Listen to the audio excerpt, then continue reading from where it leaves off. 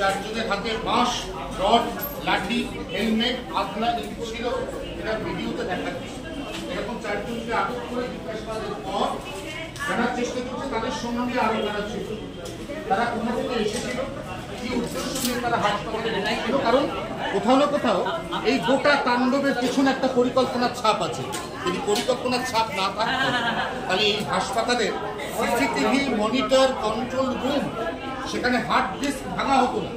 Hard disk ভাঙার একটাই উদ্দেশ্য, এই গোটা তাণ্ডবের যে সিসিটিভি রেকর্ড, এই রেকর্ডকে একেবারে চিরতরে অ্যাবলিশ করে দেওয়া, শেষ করে দেওয়া।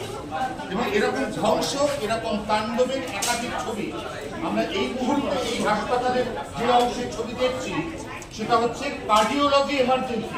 দেখাও আছে বিভিন্ন প্রান্তে কার্ডিওলজি এমার্জেন্সি।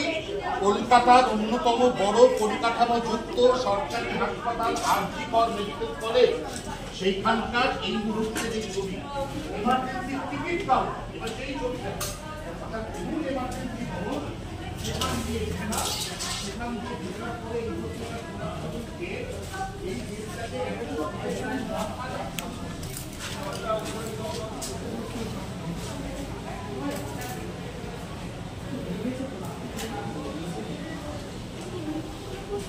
দেখো নিরাপত্তা কিন্তু আরো বাড়ানো হয়েছে গেটে, কিন্তু আমরা যখন যারা